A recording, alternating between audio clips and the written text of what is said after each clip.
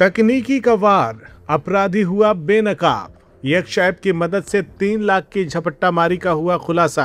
खबर आजमगढ़ जिले से है, जहां आधुनिक तकनीक और स्मार्ट पुलिसिंग के दम पर पुलिस ने झपटमारी की एक बड़ी वारदात का सफल खुलासा करते हुए अंतर जनपदीय शातिर अपराधी को गिरफ्तार कर लिया है।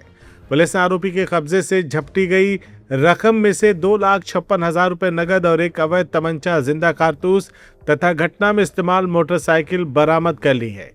इस कार्रवाई को तकनीकी आधारित पुलिसिंग की बड़ी सफलता माना जा रहा है। जानकारी के मुताबिक बरदा थाना क्षेत्र में 2 जून को एक सेल्समैन ने पुलिस को सूचना दी थी कि शराब बिक्री के 3,22,000 रुपए जमा करने जा रहा था। इसी दौरान एक अज्ञात व्यक्ति ने उसे अपनी मोटरसाइकिल पर बैठा लिया और रास्ते में विश्वास में लेकर रुपयों से भरा बैग लेकर फरार हो गया।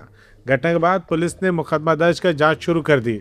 जांच के दौरान यक्ष ऐप, फेस रिकॉग्निशन तकनीकी, सीसीटीवी फुटेज, संदिग्ध की तस्वीरों और ऑडियो रिकॉर्डिंग का गहन विश्लेषण किया गया। तकनीकी जांच के दौरान एक संदिग्ध व्यक्ति की पहचान हुई, जो घटना के समय होंडा यूनिकॉर्न मोटरसाइकिल पर दिखाई दिया था। पुलिस अधिकारियों के मुताबिक यक्ष ऐप में उपलब्ध आपराधिक डाटाबेस और तकनीकी इनपुट के आधार पर महत्वपूर्ण सुराग मिले। इसके बाद तकनीकी साक्ष्यों और मुखबिर की सूचना के आधार पर पुलिस ने शंकरपुर हरिश्चंद्र पुलिया क्षेत्र में घेराबंदी की। पुलिस को देखकर आरोपी भागने का प्रयास करने लगा, लेकिन तेज गति के कारण उसकी मोटरसाइकिल फिसल गई और वह पुलिस के हत्थे चढ़ गया। गिरफ्तार अभियुक्त की पहचान जौनपुर जिले के निवासी राजेश चौहान के रूप में हुई है। तलाशी के दौरान उसके कब्जे से झपटमारी की रकम में से 2,56,000 रुपए नगद, एक देसी तमंचा, एक जिंदा कारतूस और घटना में इस्तेमाल बिना नंबर प्लेट की होंडा यूनिकॉर्न मोटरसाइकिल बरामद हुई है। पूछताछ में आरोपी ने झपटमारी की घटना को कबूल करते हुए कहा कि उसने योजनाबद्ध तरीके से सेल्समैन को अपने विश्वास में लिया और मौका पाकर रुपयों से भरा बैग लेकर फरार हो गया। पुलिस अब आरोपी के आपराधिक इतिहास और उसके अन्य साथियों की भी जांच कर रही है। क्षेत्राधिकारी लालगंज भूपेश पांडे ने बताया है कि आधुनिक तकनीकी के उपयोग से अपराधियों तक पहुंचने में पुलिस को बड़ी कामयाबी मिल रही है। उन्होंने कहा कि यक्ष ऐप और फेस रिकॉग्निशन जैसी तकनीकों की मदद से अपराधियों की पहचान और गिरफ्तारी पहले की तुलना में अधिक प्रभावी हुई है। आजमगढ़ पुलिस की इस कार्रवाई को तकनीकी और पारंपरिक पुलिसिंग के बेहतर समन्वय का उदाहरण माना जा रहा है। पुलिस अधिकारियों ने स्पष्ट किया है कि अपराध और अपराधियों के खिलाफ तकनीकी सक्षम कार्रवाई भविष्य में भी इसी तरह जारी रहेगी।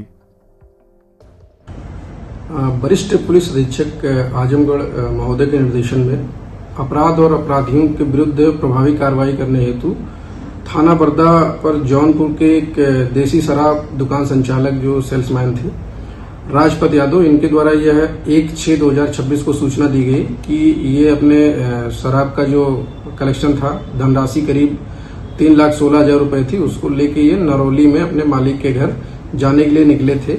जौनपुर में ही इनको एक व्यक्ति बाइक सवार मिला, जिसने इनसे रास्ता पूछा और जौनपुर से आजमगढ़ आने के लिए इनसे कहा।